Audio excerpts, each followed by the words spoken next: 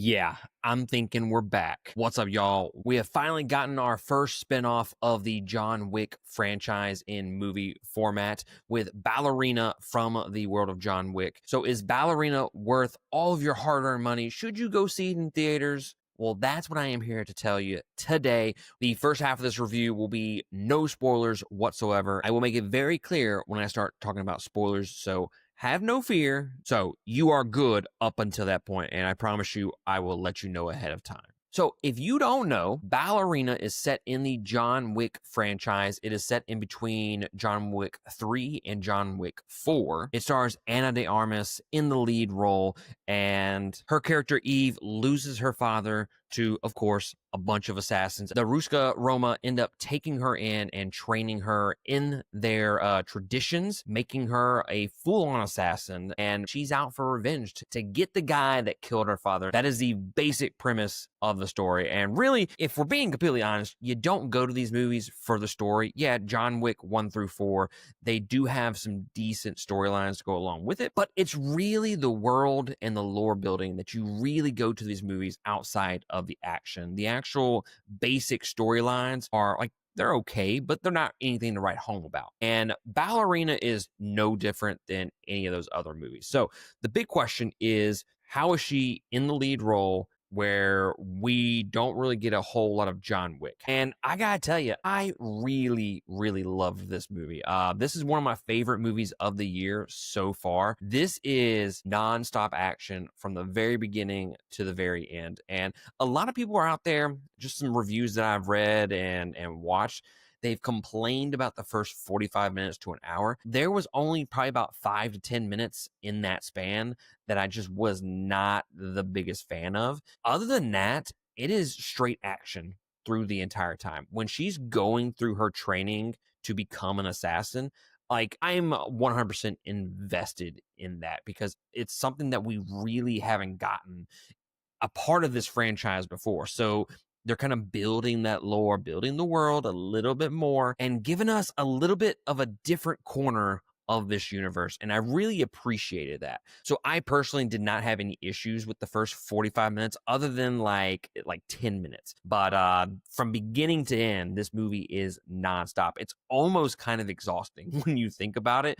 because it is a 2-hour long movie and it just feels like it could be a little bit longer than that because it's just so fast paced. And that's not really a complaint that I have with it. It's just something that I noticed. I'm just like, wow, this is so much action. It's like Michael Bay explosions every 5 seconds. And again, that's not a complaint. Ana de Armas, fantastic in this movie, 100%. I am perfectly okay with having more movies from her in the future. Give me an Ana de Armas side universe, parallel to this John Wick universe.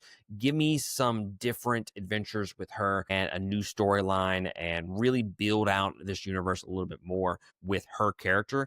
100% down for that. Like, going into this movie, I will completely admit that I wasn't as hyped as I should be. I think when the trailers came out, I was just like, oh, I'm sure it'll be okay. It's not going to be anywhere near the level of John Wick 1 through 4. And it's just going to be one of those things like, did we really need it? If you go to these movies for pure action, thriller, and those high-octane action sequences, if that's your thing, that's why you go to these movies, then you're 100% going to love this. Like, the John Wick franchise is up there with the best action franchises going on currently. Like, put it up there with the Mission Impossible franchise. It may not have the crazy-ass stunts or the storyline or the characters, but in terms of just beginning to end, having fun, being entertained, like, this franchise is as good as any other. But yeah, like, I wasn't super crazy going into this because I didn't think that it was going to be up to the level of the other movies. And I am glad to have been mistaken with this because I had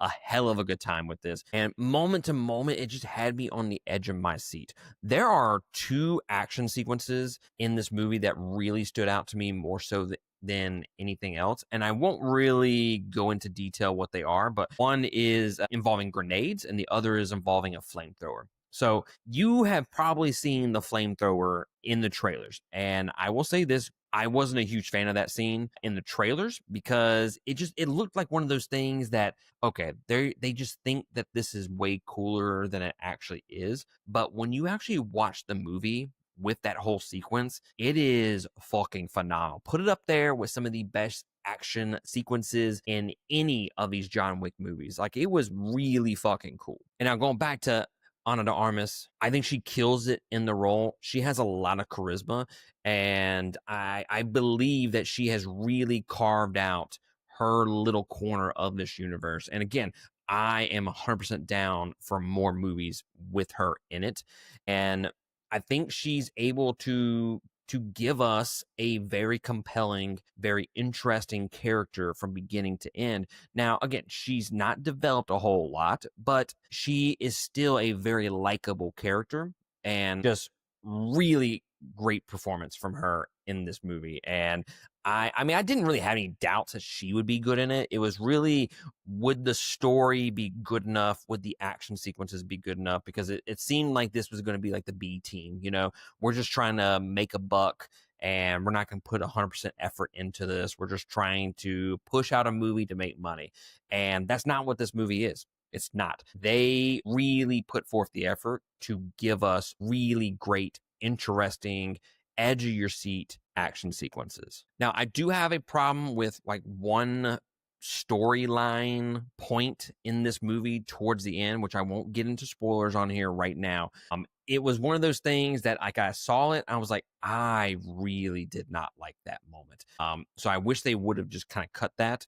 But I'll kind of dive into that in just a few minutes. The big question, John Wick. He is in the movie. You've seen the trailers, so he's there, right? Is he in it a lot? Is he in it just enough that they can just put his name on the fucking poster? Like, how good is John Wick in this movie, and how much do we actually get of him? A lot more than I thought we would, to be completely honest with you. And it's to the point where I don't think this movie needed him at all. And in fact, I would have been okay if they would have just had a little cameo and then nothing else the rest of the movie, or just cut him out altogether. I think this Ana de Armas versus Keanu Reeves in Ballerina, they kind of hyped up a little bit. You might just need to lower your expectations with that just a little bit, but I don't think he really needed to be in this movie whatsoever, and I wish they would have kind of just cut him. But I understand why he was in the movie to begin with, because they have From the World John Wick. They need to put Keanu Reeves in this.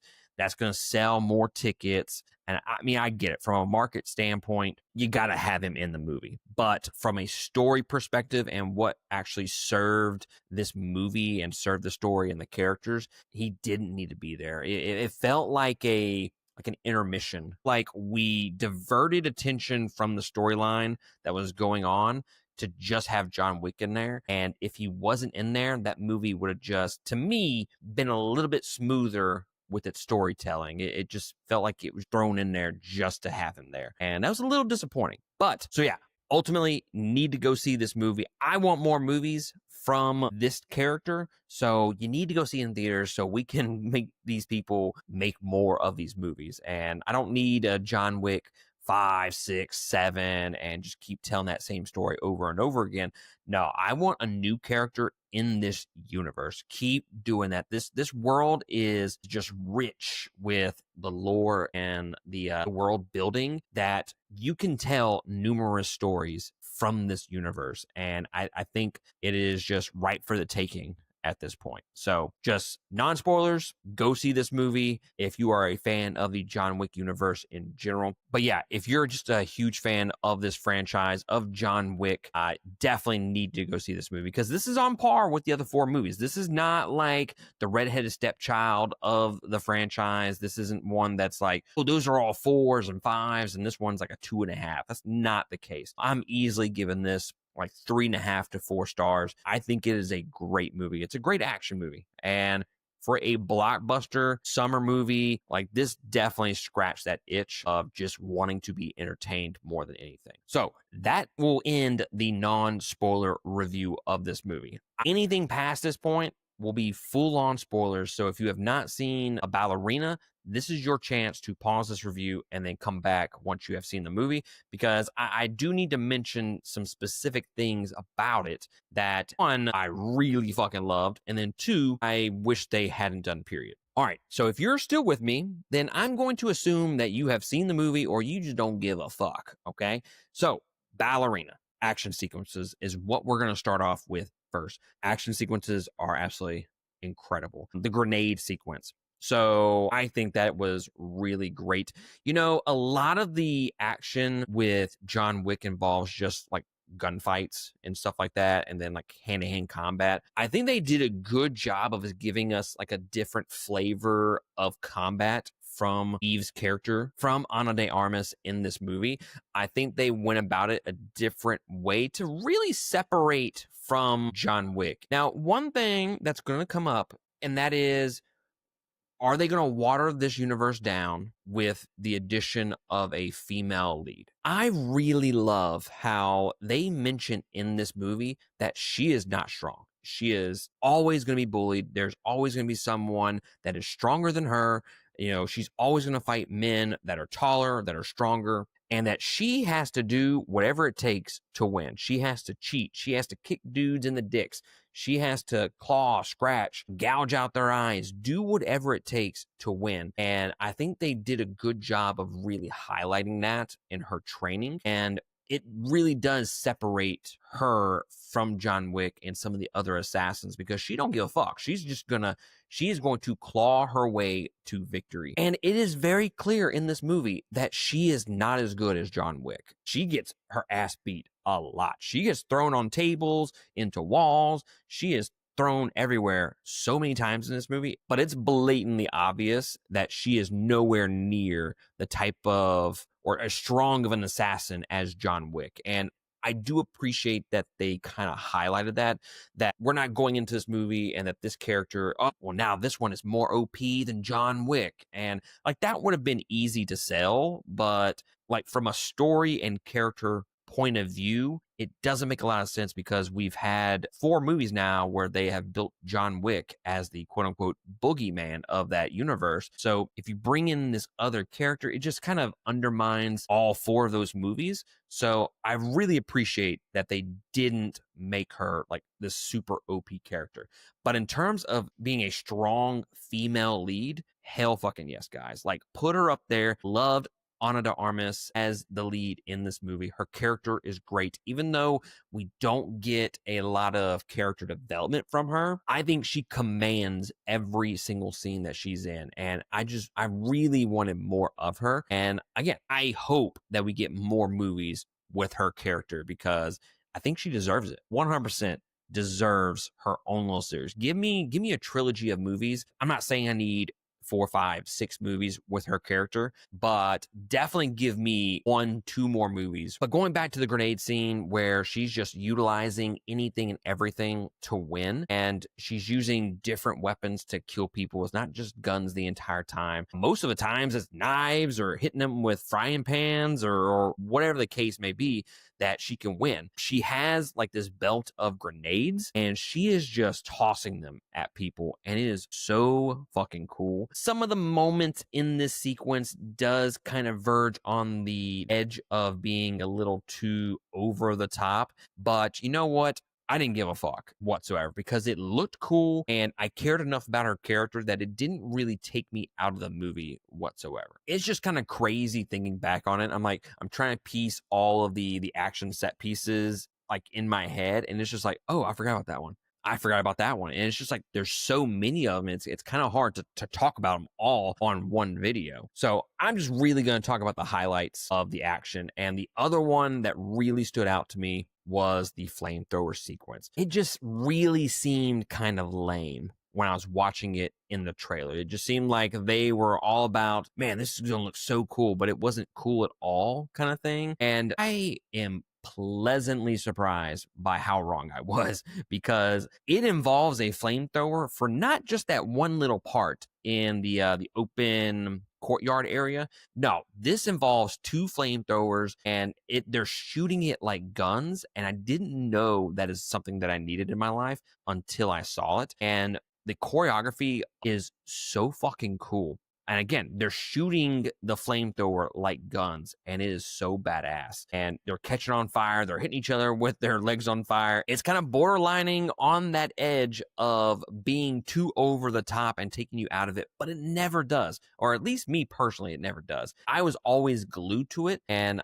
I was just completely invested in everything. And another cool thing with this movie are the visuals. I think this movie has a lot of style in it. I think the vibrant colors of really this, of like all John Wick movies have that vibrant kind of like purple-ish look to it, but this one kind of cranks it up to a level 10. And I really love like the color palette of the movie for sure. And the visuals, the cinematography, really, really great. I think they do a great job with some of the like how they're actually like blocking and framing all of these scenes. I think they look pretty fucking cool. When she's walking into that, I'm gonna call it the iceberg lounge towards the beginning of the movie, and she's walking there, and it's in the trailers, and she has like that fur coat thing on, and it's just like that's such a badass visual. She's just walking in there, fucking strutting it, and she is about to lay her dick on all of these people's shoulders, and I'm 100% there for it. And that to me, really cool visual. And then the visual of the flamethrower sequence, which I'll kind of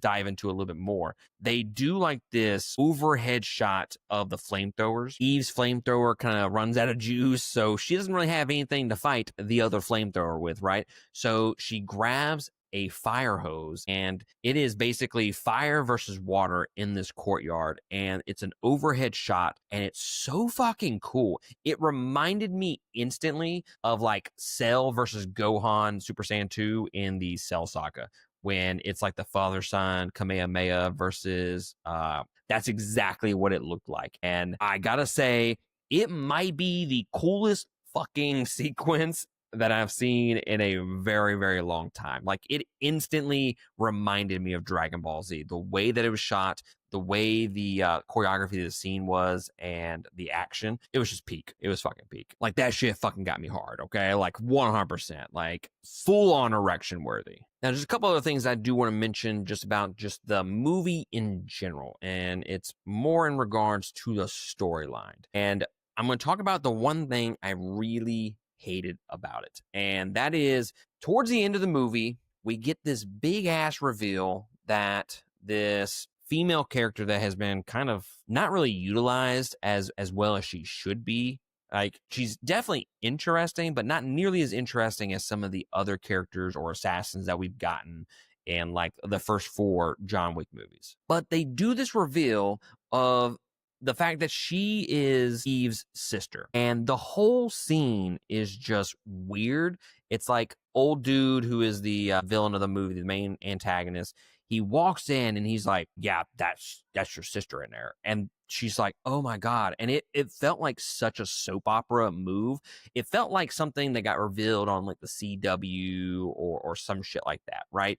It did not feel organic. It felt thrown in. It didn't feel earned whatsoever, because we did not get a ton of time with that girl's character. So I just didn't give a shit. And then not only was the scene just weird and just not shot well, poor dialogue, the whole 9 yards, but they end up having a conversation with each other, the sisters, apparently. And it's weird because she's just standing there with her hands crossed, and she's just giving this exposition of the fact that she thought she was dead, and, you know, why did dad choose you over me? And Eve is just there pointing a gun at her. And then the tribe, or whoever, the cult, the main villains of the movie, they throw grenades into this little room that they're in, and it explodes. And that's the end of the scene. Like, that's the end of that storyline with them being sisters, obviously because she died. But like, it doesn't go any further than that. This all happens within less than 10 minutes,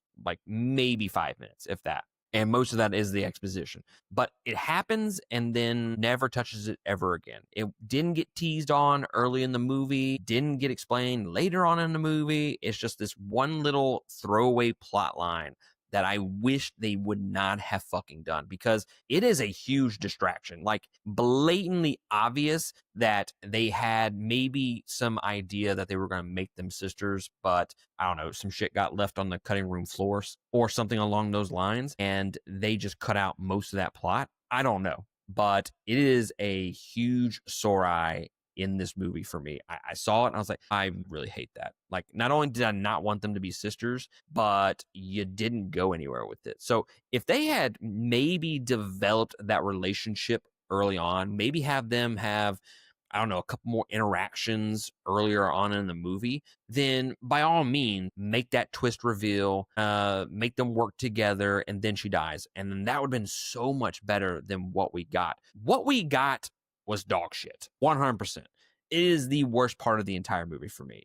That 10 minutes that this whole shit goes on, I wish could be just clipped from my mind, period, because it is just, it's poorly acted. It is poor dialogue, and it just does not serve any purpose to the overall story. And the last thing that I want to mention about the movie, in all the other movies, we've gotten, the storyline is not all that great, but they are able to give us like really great, compelling characters in between. And that's what makes that world so rich and so interesting. And you just want to just keep living in it, right? This movie struggles to give us interesting characters other than Eve and other than Winston, who makes an appearance, and then Lance Reddick's character shows up in his final role, and then obviously John Wick. But outside of those normal characters that we've gotten in the past, they do not create any brand new, fresh characters in this movie. So when the storyline is kind of just sputtering, they don't have awesome characters to really offset that. And it just feels like the movie drags a little bit towards like the last third because we just don't have anything to, it's just nonstop action. And obviously, Ana de Armas is awesome in the movie for sure. But I just feel like we missed out on something really great because they didn't give us cool characters in between. Like Norman Reedus, his character in the movie, if you watch the trailer and looked at the poster, you think that he's going to be like this prominent character in the movie, and he's really not. He's only in it for a few minutes, and that's kind of disappointing because you could have had someone that was really cool right then and there. Now, the stuff that we got with him, much to be desired. I wouldn't say that it was bad by any means, but he definitely is not up there with some of my favorite characters in this universe. But I mean, who knows? They could have done a little bit more with him and I don't know, have some more interactions between him and Eve in the movie, and that really could have elevated his character. I don't know, but just in terms of giving us something to chew on other than the story and the action, they didn't do a great job of that. But yeah, guys, I really love this movie. It's one of my favorites of the year for sure. I definitely foresee this being in the top 10 when it's all said and done, but who knows? It's early on in the year. We're only 6 months into it, so lots of things can change.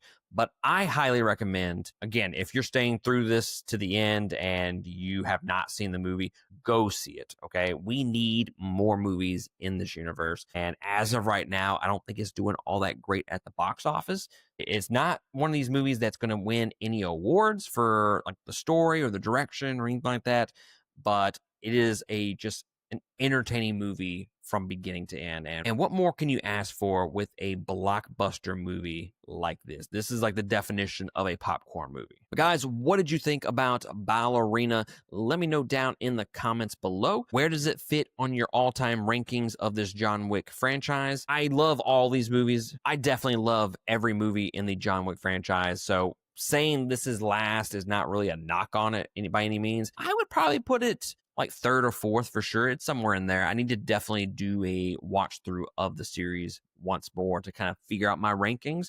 But it's definitely bottom tier, but that really shouldn't be a negative because all those movies are great. They don't make a bad one whatsoever. But guys, that is going to be it for me. I will catch y'all next time on another episode.